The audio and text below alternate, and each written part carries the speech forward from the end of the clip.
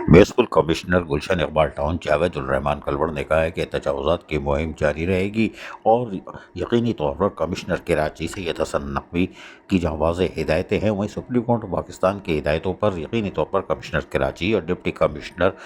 شرقی ابرار جعفر ہوں یا assistant commissioner Faisal Qureshi, ان کی معاونت سے ہم تجاوزات کا بھرپور خاتمہ کر رہے ہیں اور اس میں کسی قسم کی کوتاہی بھی برداشت نہیں کی جائے گی۔ ان کا کہنا تھا کہ تجاوزات کسی بھی قسم کی ہو اس کو ہم ختم کریں گے۔ انہوں نے کہا کہ آج بھی کارروائی کے دوران پختہ تجاوزات کو ٹارگٹ کیا گیا تاکہ ان کو بھی سبق سے حاصل ہو سکے کہ سرکاری زمین کو غیر قانونی طور پر استعمال میں نہ لایا جائے، اور یہی وجہ ہے کہ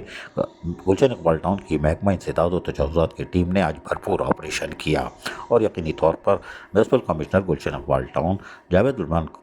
رحمان کلوڑ کا کہنا ہے کہ یہ تجاوزات کے خلاف مہم میں اور شدت لائی جائے گی، جبکہ دکانداروں سے کہا ہے اور کاروباری لوگوں سے کہ وہ اپنی تجاوزات آج خود ختم کر لیں تاکہ ان کو کوئی نقصان کا سامنا نہ کرنا پڑے، اس لیے کہ تجاوزات کراچی میں برداشت نہیں ہوگی۔ یہ اعلیٰ سطحی طور پر کراچی کی انتظامیہ کا فیصلہ ہے اور سپریم کورٹ آف پاکستان کی واضح ہدایتیں بھی موجود ہیں۔ اس سلسلے میں یقینی طور پر گلشن اقبال ٹاؤن اپنی محکمہ انسداد و تجاوزات کے ساتھ مکمل کارروائی کا حق محفوظ رکھتے ہوئے کارروائی جاری رکھے ہوئے ہیں تاکہ لوگوں کو بہتر سفری سہولتیں میسر آئیں، اور رمضان المبارک میں بھی خواتین، بچوں اور بزرگوں کو بھی